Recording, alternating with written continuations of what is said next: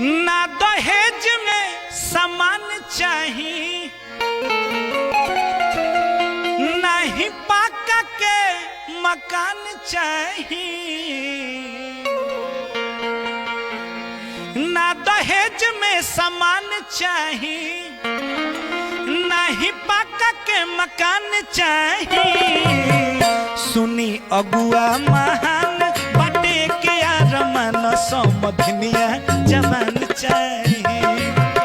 सुनी अगुआ महान बाटे के आरमान समधनिया जवान चाहिए।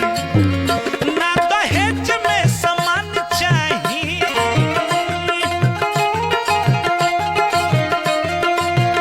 ना ही पक्का के मकान चाहिए।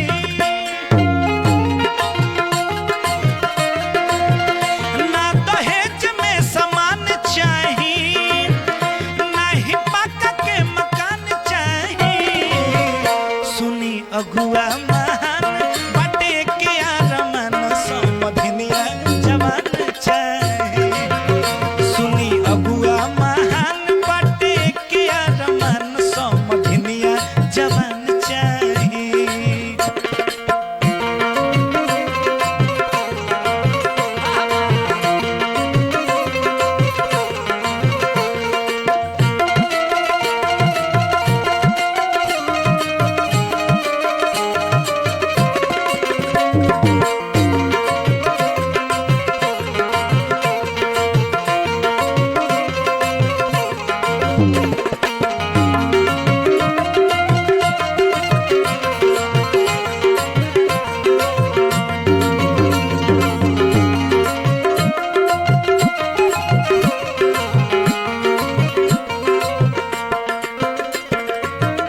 लड़का के बाबूजी को कहता रहे, देखिए हमारा कूलर और टीवी ना चाहिए, कूलर के जगह पर एसी कर देती तो ठीक रहे। लड़का के बाबूजी कहता रहे, ना चाहिए कूलर आ ना चाहिए टीवी, पढ़ल लिखल चाहिए हमारा बबुआ के बीबी। ना चाहिए कूलर या ना चाहिए टीवी, पढ़ल लिखल चाहिए हमारा बबुआ के बीबी।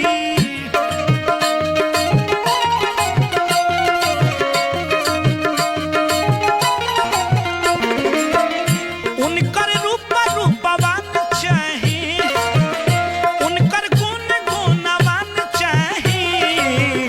सुनी अगुआ महान बटे के आरमान समधनिया जवान चाहिए। सुनी अगुआ महान बाटे के आरमान समधनिया जवान चाहिए।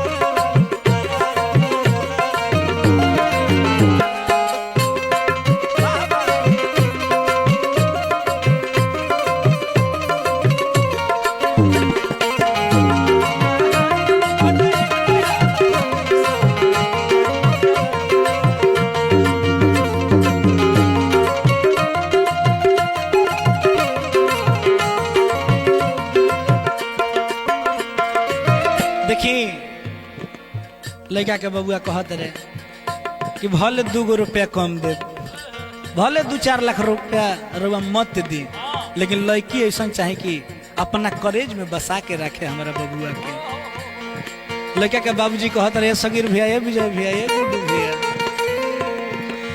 भले 2 रुपया न मिले दहेज में, बाकी मोर बबुआ के राखी कॉलेज में।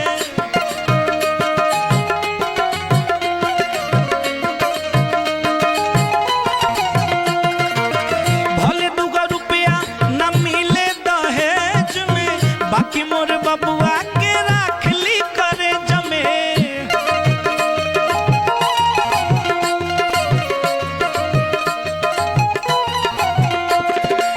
और का कहते रहे लड़की वाला पार्टी से ई लाइन तनी बहुत अच्छा बा। निमन कुल खानदान चाही,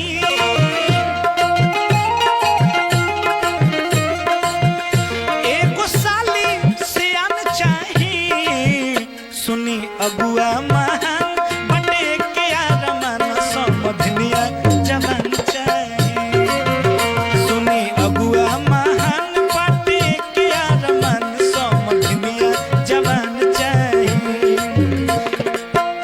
ना दहेज में सामान चाही, ना ही पक्का के मकान चाही, सुनी अगुआ महान बटे के आरमान समझनिया जवान चाही, सुनी अगुआ महान बटे के आरमान समझनिया जवान चाही, सुनी अगुआ महान बटे के आरमान समझनिया जवान चाही, हो सुनी अगुआ महान बटे के आरमान समझनिया जवान चाही, हो सुनी अगुआ महान बटे के आरमान समझनिया जवान चाही। अगर जवान ना रही तो शादी ना हुई।